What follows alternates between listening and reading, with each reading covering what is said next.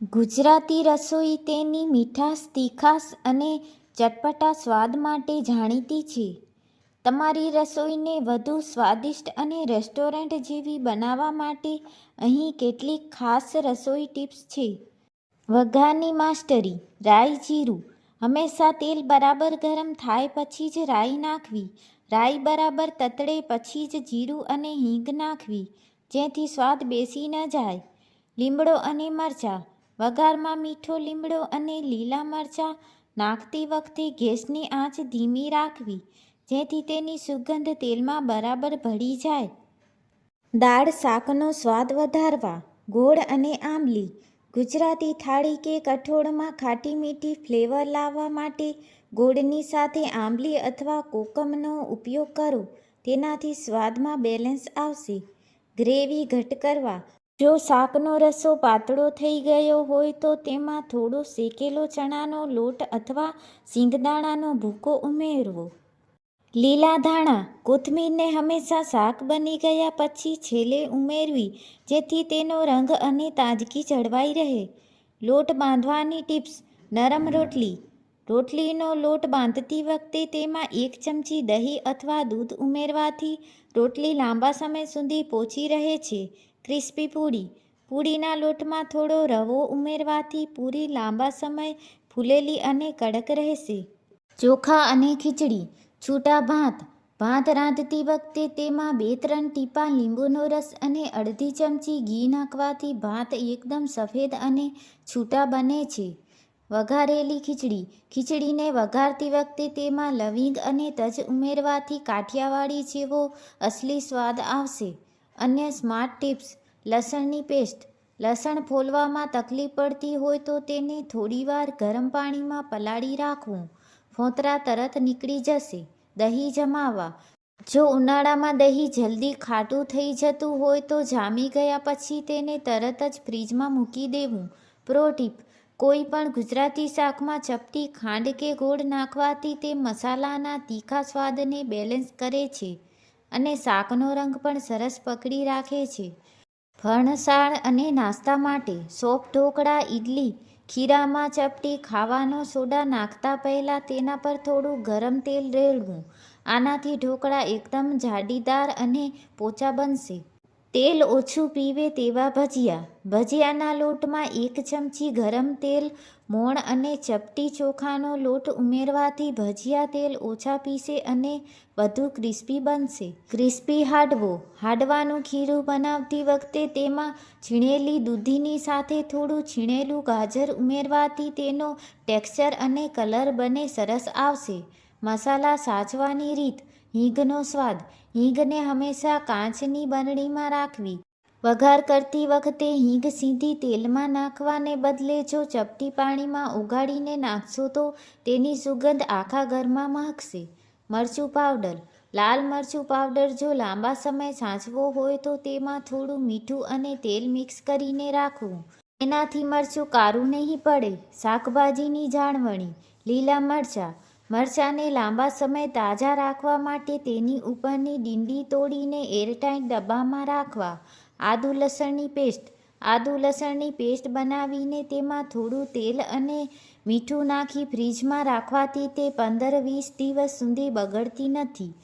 ભીંડાનું શાક.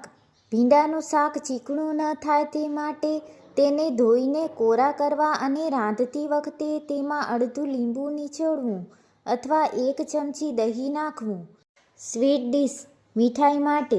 પરફેક્ટ શીરો. શીરો બનાવતી વખતે હંમેશા ગરમ પાણી અથવા ગરમ દૂધનો જ ઉપયોગ કરવો. ઠંડુ પાણી નાખવાથી રવો બરાબર ફૂલશે નહીં. ઘીની સુગંધ. ઘરે શુદ્ધ ઘી બનાવતી વખતે તેમાં 1 લવિંગ અથવા 1 પાન ખાવાનું નાખવાથી ઘીની સુગંધ લાંબા સમય સુધી સરસ રહે છે. Kitchen hex. વધારાનું મીઠું. જો દાળ કે શાકમાં મીઠું વધી ગયું હોય તો તેમાં લોટના નાના લુઆ બનાવીને નાખી દેવા. 5-10 મિનિટ પછી તેને કાઢી લેવા. તે વધારાનું મીઠું શોષી લેશે. લીંબુનો રસ. જો લીંબુ કડક હોય તો તેને 1 મિનિટ ગરમ પાણીમાં રાખીને પછી કાપવાથી રસ વધારે નીકળશે. શું તમે જાણો છો, કાઠિયાવાડી શાક બનાવતી વખતે જો લસણની ચટણીને તેલમાં બરાબર સાતળવામાં આવે તો શાકનો રસો એકદમ લાલચોળ અને સ્વાદિષ્ટ બને છે.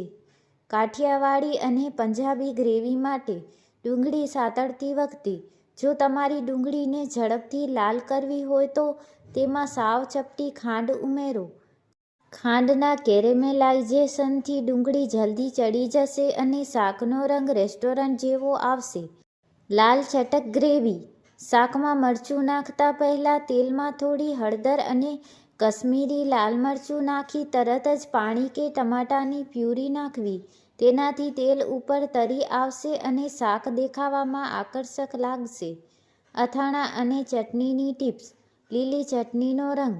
સેન્ડવિચ કે ભજીયાની લીલી ચટણી બનાવતી વખતે તેમાં થોડો લીંબુનો રસ અથવા એક ટુકડો બરફ નાખીને ક્રશ કરો. આનાથી ચટણીનો રંગ એકદમ લીલો રહેશે, કાળો નહીં પડે. મરચાંનું અથાણું. રાયતા મરચાં ભરતી વખતે મરચાંને ધોઈને એકદમ કોરા કરી દેવા. જો સહેજ પણ ભેજ હશે તો અથાણું જલ્દી બગડી જશે. ચોખા અને પૌંઆ માટે. ખીલેલા પૌંઆ. પૌંઆ પલાળ્યા પછી તેને ચાળણીમાં રાખી તેમાં અડધી ચમચી ખાંડ અને મીઠું મિક્સ કરી દેવું. વઘારમાં નાખ્યા પછી પૌંઆ એકદમ છૂટા અને પોચા રહેશે.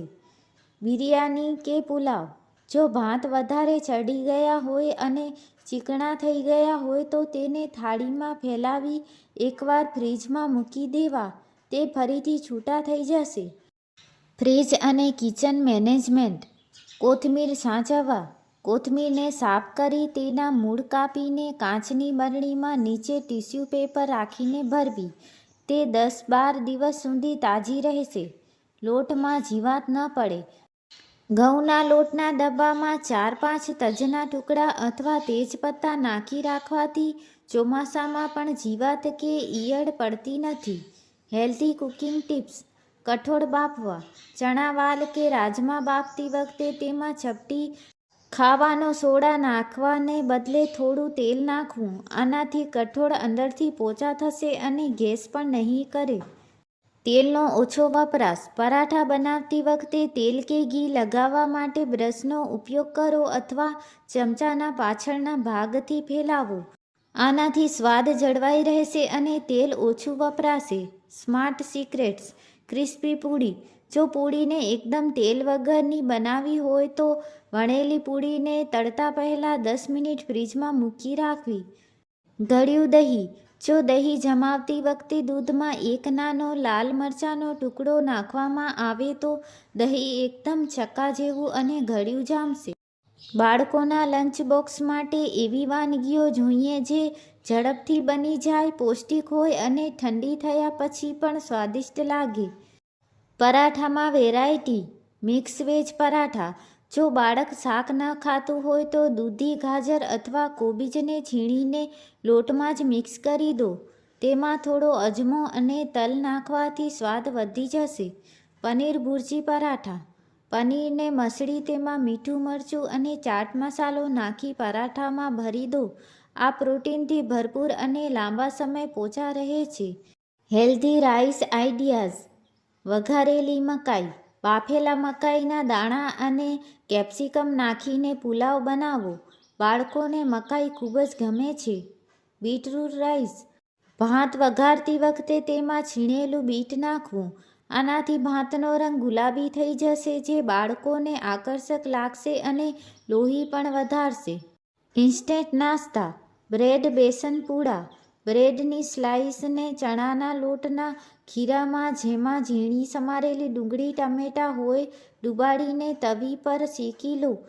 આ સેન્ડવિચ કરતાં પણ જલ્દી બને છે. સેવ મમરાની ભેળ. જો બાળકોને કંઈક હળવું ખાવું હોય તો વઘારેલા મમરામાં શેકેલા સિંગદાણા અને દાળિયા નાખીને આપો. તે બગડશે પણ નહીં. ટિફિન માટે ખાસ ટિપ્સ. રોટલી પોચી રાખવા. રોટલીને એલ્યુમિનિયમ ફોઇલમાં વીંટતા પહેલાં તેની નીચે એક ટીશ્યુ પેપર રાખવું જેથી વરાળના ટીપાંથી રોટલી નીચેથી પલળી ન જાય. ફળો કાળા ન પડે. જો તમે સફરજન કે કેળા કાપીને આપો છો તો તેના પર સહેજ લીંબુનો રસ અથવા મધ લગાવી દેવું જેથી તે કાળા નહીં પડે. ચટણી કે સોસ. ચટણી કે સોસને હંમેશા એક નાની અલગ ડબ્બીમાં આપવો જેથી પરાઠા કે સેન્ડવિચ પોચા ન થઈ જાય. Lunch box menu idea. વાર મેનુ આઈડિયા. સોમવાર મેથીના થેપલા અને બટાકાનું સૂકું શાક. મંગળવાર વેજીટેબલ પુલાવ અને બૂંદીનું રાયતું. બુધવાર પનીર સેન્ડવિચ અથવા ચીઝ પરાઠા. ગુરુવાર રવા ઉત્તપમ અથવા ઇડલી. શુક્રવાર બાળકોનો ફેવરિટ પાસ્તા પુષ્કળ શાકભાજી સાથે અથવા મેગી કટલેટ. પ્રો ટીપ: જો સવારે ટાઈમ ઓછો હોય તો રાત્રે જ શાક સુધારીને અથવા લોટ બાંધીને ફ્રીજમાં રાખી દેવો. સવારે માત્ર 15 મિનિટમાં ગરમાગરમ ટિફિન તૈયાર થઈ જશે.